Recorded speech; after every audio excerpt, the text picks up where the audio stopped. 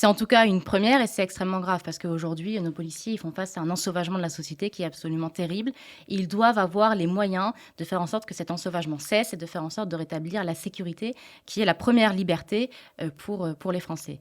Aujourd'hui, un policier, lorsqu'il est sur le terrain et lorsqu'il est attaqué, il doit réfléchir très longtemps, évidemment, et c'est ce qu'ils font parce qu'en réalité, l'usage d'armes est très très peu courant, donc nos policiers savent se maîtriser, mais aujourd'hui, les conséquences qu'ils peuvent avoir, les répercussions sur leur vie, sur leur famille, lorsqu'ils font usage de cette arme, sont bien trop élevées. Et surtout, il faut réfléchir à instaurer une présomption de légitime défense. Là encore, nous le défendons depuis des années.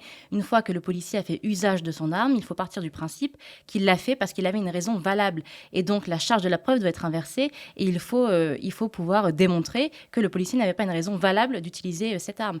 Et dans l'affaire Naël, du début jusqu'à la fin, le traitement qui a été réservé à ce policier et à sa famille est C'est absolument terrible. inacceptable. Quelques heures à peine après les faits, alors qu'on n'avait aucun recul, Emmanuel Macron a dit que c'était inexcusable, que c'était pas explicable.